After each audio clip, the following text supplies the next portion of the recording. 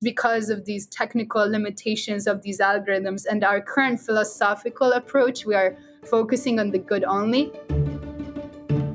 Today, we're discussing a very hot topic, one that we will revisit this season again and again and again because it is just that hot: AI in education. More specifically, we'll be talking about how artificial intelligence tools can improve feedback for teachers. We're always, as educators, looking to get more feedback to improve our practice. Right, Dan? I don't know, Denise. Maybe it's just you who wants that feedback. I think I'm pretty good. All right, Dan. Well, let's get into our episode and find out. Welcome to School's In. I'm Denise Pope, Senior Lecturer with the Graduate School of Education at Stanford and co-founder of Challenge Success. And I'm with my co-host Dan Schwartz, who is the Dean of the Graduate School of Education and the Faculty Director of the Stanford Accelerator for Learning. Denise, let's help the teachers get better, Pope. Oh, I like that name. That's a good one. Good. Maybe we can find like a short version, like Denise Jane Pope. But okay. So here's an opener for the topic. There's a study that occurred, 25 years ago, and it was about clinical psychologists. And so clinical psychology helps. It helps people. But what they discovered was clinical psychologists who'd been doing it for 20 years were no better than clinical psychologists in their first year of practice. Oh, that's not good at all. Right. So they weren't getting very good feedback. You give a diagnosis or a prescription to your patient, they never come back, and so they don't know whether it works or not. So do you think the same thing's true with teachers? Like I've been teaching for 20 years. Have I just gotten better and better, or is that just too hard of a task to improve massively? I mean, I think it completely depends on the context, right? Like if you are getting zero feedback and you're just doing the same thing, and a lot of people who haven't had really good training often teach the way that they were taught. And we know that that's kind of antiquated at this point, right? People believe that like talking and lecturing is the best method, which we know is not true. And kids sitting in rows and spitting back answers. Don't act surprised, Dan. I know you know this. So I would say it really depends. And I think what it depends on is feedback. And if you think of like a clinician, maybe like in the office with just a patient, I could see how that would be hard because nobody's watching them. Nobody is following up with the patient, right? And in some sense, that's kind of like teachers because they're alone. Usually they're a single adult in the classroom.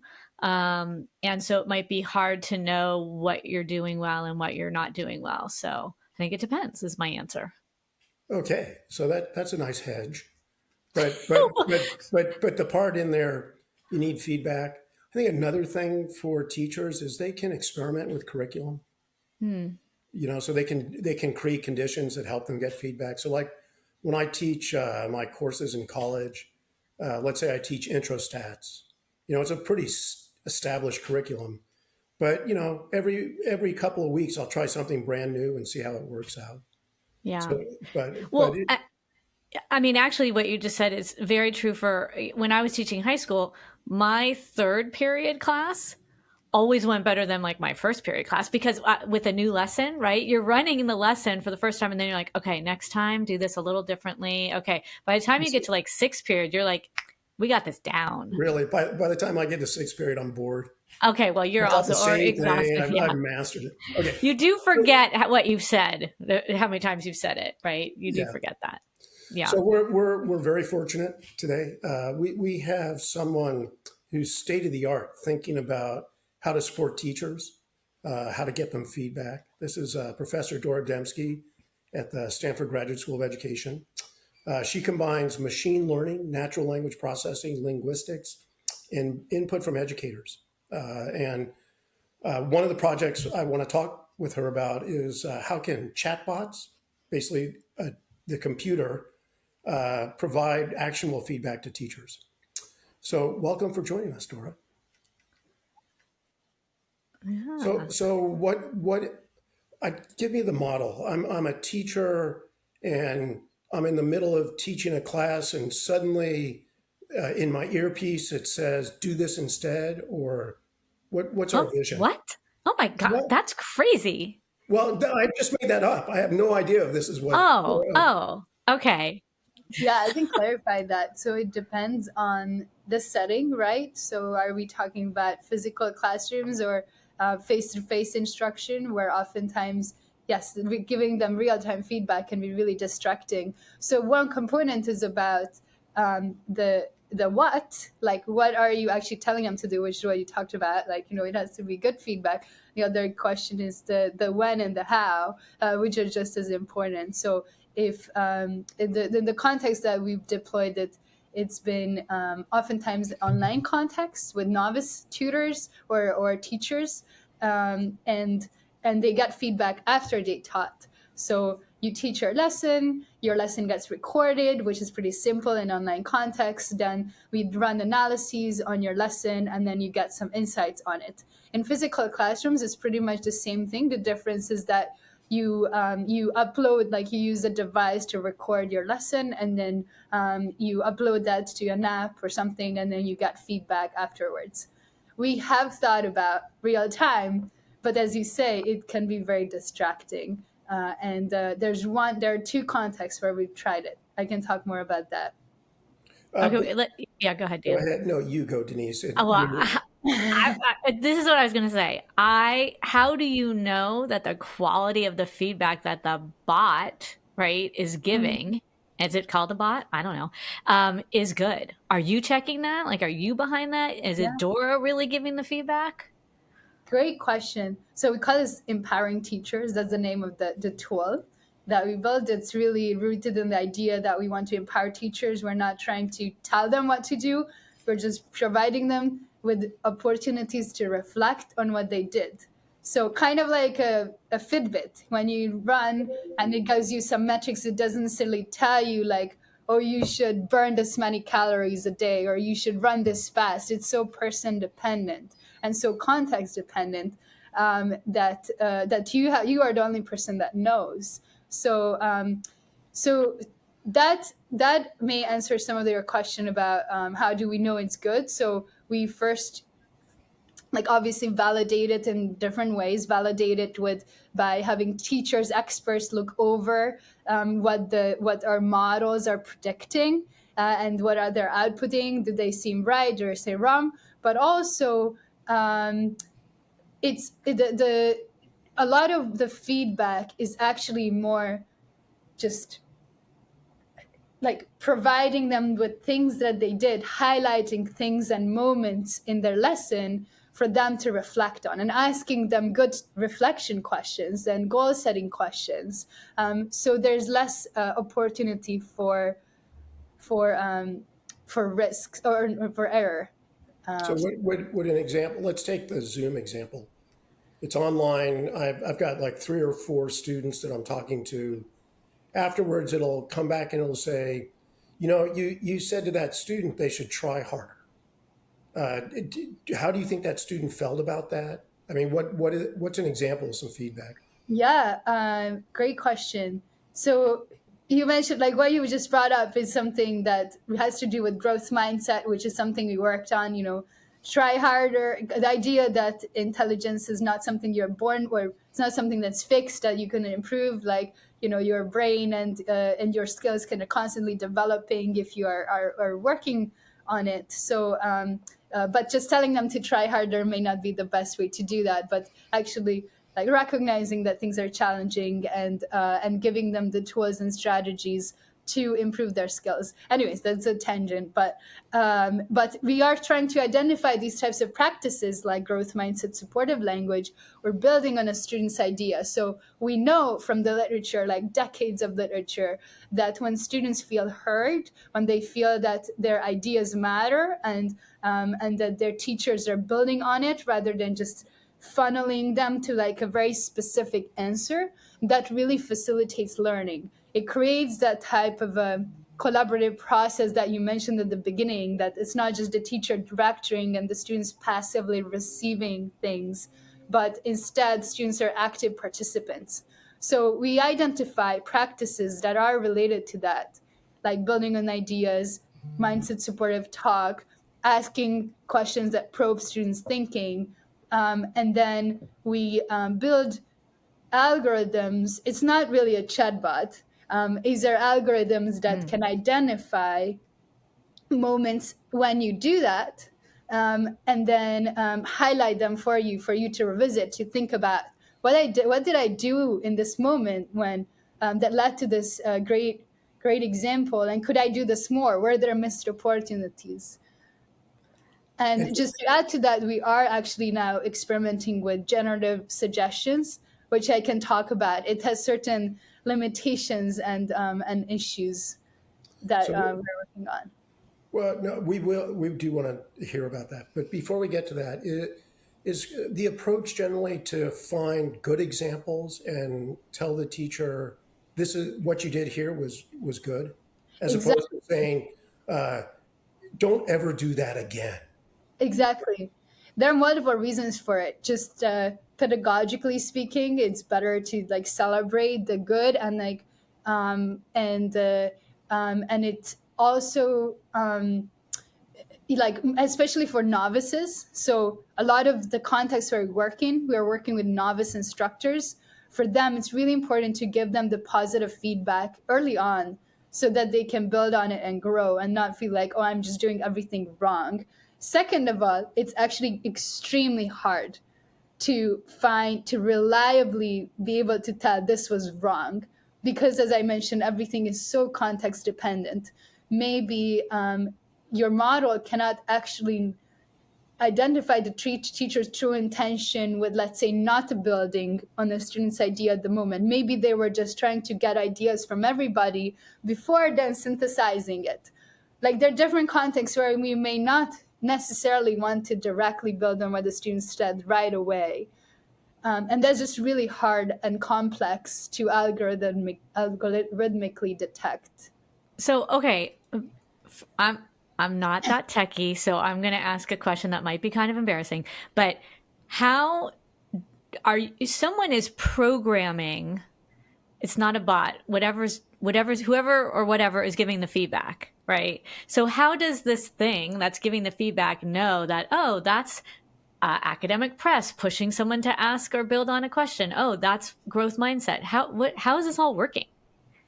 Without getting too techie. Of course, Sorry. yes. Our general approach is the traditional like way you train machine learning models is you get training data. Our training data includes a bunch, like thousands of transcripts of talk between students and teachers that then we label manually with experts, not all of them, but a subset of them, with for these particular moves or examples that we're interested in.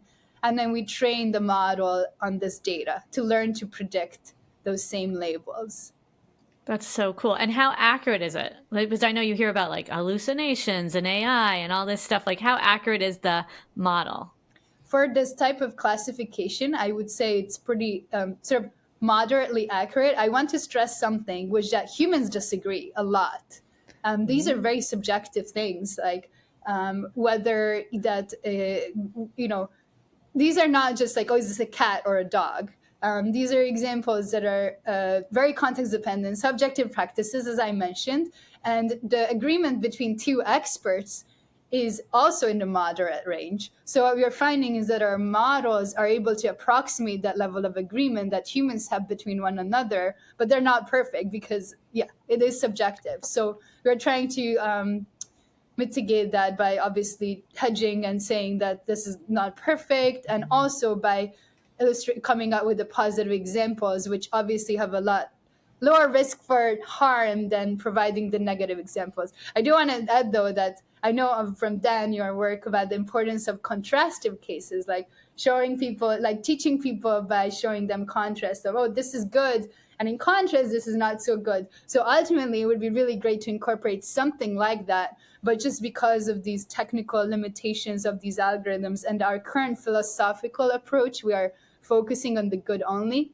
But we hope to get there at some point.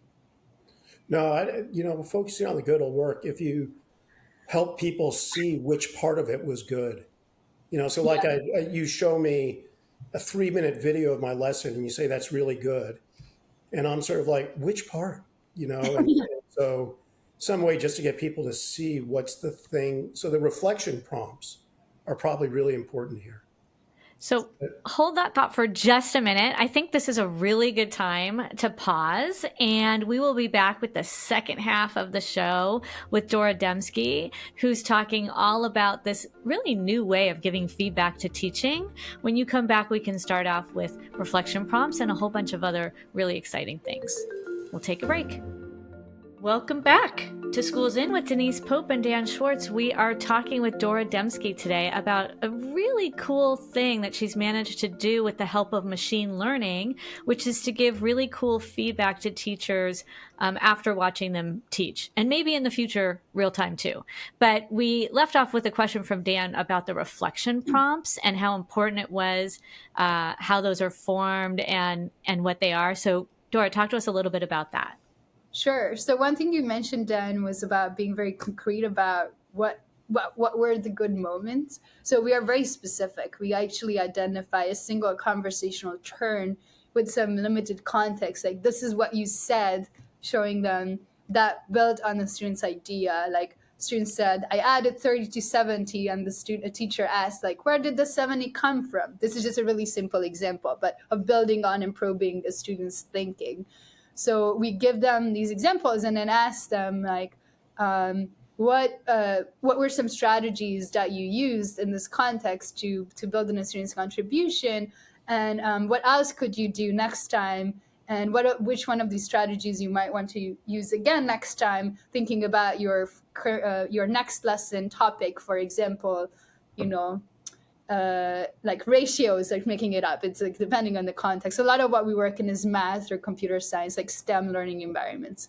And then we give them resources that can facilitate these reflections. Like, here are some examples, for example, from other instructors. Like in the case of this online course, there were several instructors teaching the same curriculum, the same period of time. So we could actually give them examples from their transcript, like de-identified, obviously, that were really great examples that they can incorporate in their own reflection. Like, maybe I want to use a question like this next time.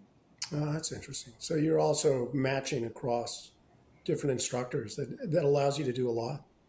Yeah.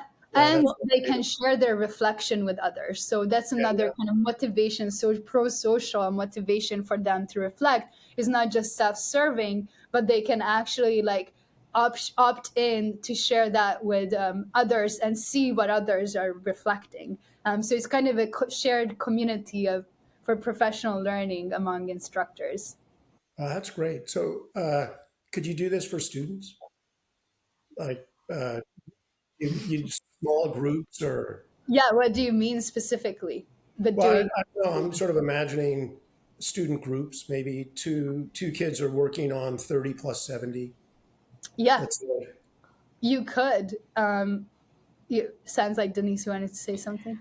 No, I was thinking, I was going bigger than just two kids, right? I was like, Yeah. you could totally do this, and students in a study group, often it's like the blind leading the blind, but if they had this extra help, this machine that was saying, hey, you're on the right track, keep doing, I mean, it becomes sort of like another teacher. Yeah. So this is something we're working on, thinking about, especially focused on a specific population of students, multilingual learners, which we know who we know are often underserved, especially like in a monolingual teaching environment where they might not have the vocabulary, but not just the vocabulary, just like they might have been taught about different concepts in different ways. And currently it's really hard for a single teacher to support all of them and their separate like language backgrounds and needs. So it would be really amazing if these AI technologies, which we know are supposedly amazing for different languages and dialects, still to be tested in this particular context, but it has a lot of potential for doing exactly that. Like you said, kind of a collaborative assistant in maybe a group discussion, or even, so my work, a lot of it takes the stance of always having the teacher in the loop. it's because of multiple reasons. One, because the technology is not entirely reliable, and it poses some risks if you directly interface it with minors and kids. And two, because I really worry about the inequities it could create to replace a teacher with an AI bot, and then like certain kids just not ever having access to a human teacher. So I just worry about the incentives that creates. But I think there could be different structures where an AI bot like that could really facilitate a group work or pair work, or what, even just a single student working on a problem through the teacher or even by themselves, but with some type of a supervision. So I could imagine having a unit on cooperating, right? And so you have three kids working together, and there's an after action review where the AI sort of says, this bid where you said, I like your idea. How about if we do this was really good? I don't feel like that's chasing the teacher out of the room, right? It seems like it could be super helpful to kids who have a lot of trouble giving feedback. And Yeah, I think that specifically focused on these collaborative norms it could be super helpful. There's something about like that a group at CU Boulder has actually created. It's called Kobe. It currently, I don't think it intervenes in the conversation, but it listens and then identifies these moments of collaboration when students engage with each other's ideas or when they fail to do so, and then those insights are surfaced to the teacher and back to the students. So there are people working on this, and we've also been thinking about it. is there anybody who could do that for my home life? You know, Like just what you just said to this person who you care a lot about was really good. Say more of that. And then you see like the person in the background going, hey, bot, tell Dan to do the dishes. Tell him that's good. Doing the dishes is good. I think, look, Dora, can I just say one of the coolest things about this, I think, because teaching is a really lonely profession, right? You talk to teachers all across the US. It's very rare that they get supervised, that they get any kind of feedback, that someone's actually in their classroom for more than like 15 minutes with a sort of high level, like, hey, good job, keep it up, right?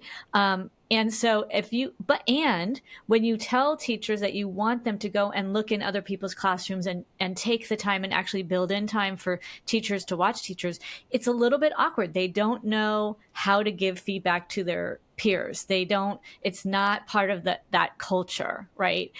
So you've kind of taken the ouch out a little bit, and you've also allowed more camaraderie to happen.